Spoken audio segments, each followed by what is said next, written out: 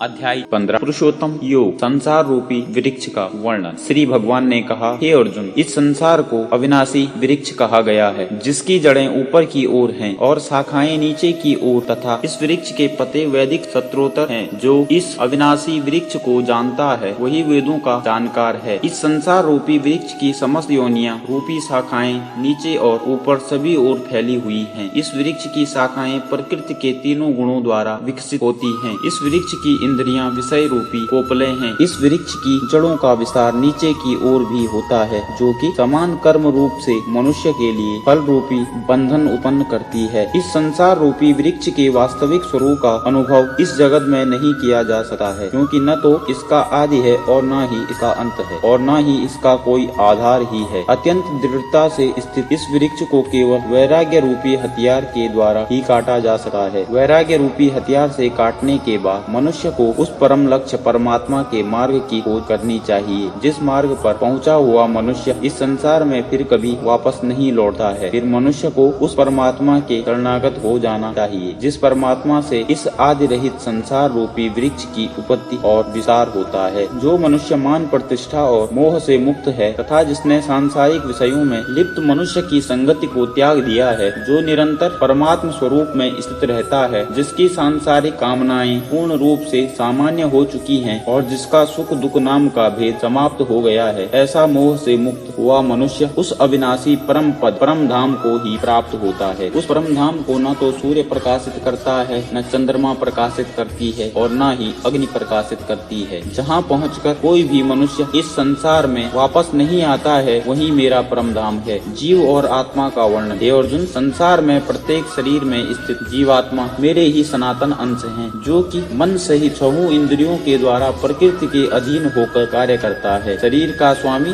जीवात्मा छहों इंद्रियों के कार्यों को संस्कार रूप में ग्रहण करके एक शरीर का त्याग करके दूसरे शरीर में उसी प्रकार चला जाता है, जिस प्रकार वायुगंध को एक स्थान से ग्रहण करके दूसरे स्थान में ले जाती है। इस प्रकार दूसरे शरीर में स्थित होकर जीवात्मा कान, आँख, त्वचा, जीभ, नाक और मन की सहायता से ही विषयों का भोग करता है। जीवात्मा शरीर का किस प्रकार त्याग कर सकती है, किस प्रकार शरीर में स्थित रहती है और किस प्रकार प्रकृति के गुणों के अधीन होकर विषयों का भोग करती है। मूर्ख मनुष्य कभी भी इस प्रक्रिया को नहीं देख पाते हैं। केवल वही मनुष्य देख पाते हैं जिनकी आंखें ज्ञान के प्रकाश से प्रकाशित हो गई हैं। योग के अभ्यास में प्रयत्नशील मनुष्य ही अपने हृदय में स्थित इस आत्मा को देख सकते हैं, किंतु जो मनुष्य योग के अभ्यास में नहीं लगे हैं, ऐसे अज्ञानी प्रयत्न करते रहने पर भी इस आत्मा को नहीं देख पाते हैं। जगत में परमात्मा की स्थिति का वर्णन। हे अर्जुन, जो प्रकाश सूर्य में स्थित है, जिससे समस्त संसार प्रकाशित होता है, जो प्रकाश चंद्रमा में स्थित है और जो प्रकाश अग्नि में स्थित है, उस प्रकाश को तू मुझसे ही उत्पन्न समझ। मैं ही प्रत्येक लोक में प्रवेश करके अपनी शक्ति से सभी प्राणियों को धारण करता हूँ और मैं ही चंद्रमा के रूप में वनस्पतियों में जीवन रस बनकर समस्त प्राणियों का पोषण करता हूँ। मैं ही पाचन अग्नि के रूप में समस्त जीवों के शरीर में स्थित रहता हूँ। मैं ही प्राण वायु और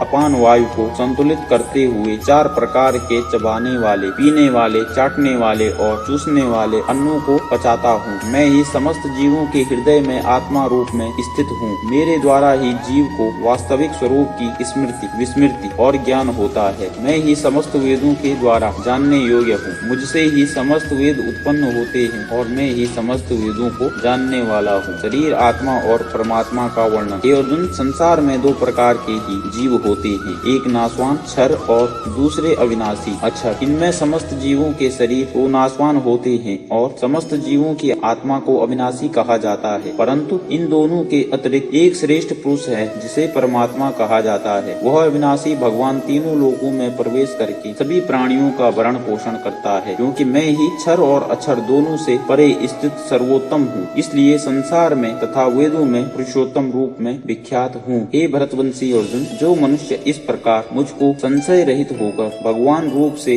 जानता है, वह मनुष्य मुझे ही सब कुछ जानकर सभी प्रकार से मेरी ही भक्ति करता है। हे निष्पाप अर्जुन, इस प्रकार यह शास्त्रों का अति गोपनीय रहस्य मेरे द्वारा कहा गया है। हे भरतवंशी, जो मनुष्य इस परम ज्ञान को इसी प्रकार से समझता है, वह बुद्धिमान हो जाता है और उसके सभी प्रयत्न पूर्ण हो जाते हैं। इस प्रकार उपनिषद, ब्रह्म विद्या तथा योग शास्त्र रूप श्रीमद् भगवत गीता के श्री कृष्ण अर्जुन संवाद में पुरुषोत्तम योग नाम का 15वां अध्याय संपूर्ण हुआ। हरिओम तत्सत्यः। मिलते हैं आप सभी से भगवत गीता के 16वें अध्याय में। तब तक के लिए राधे राधे, जय सिया राम।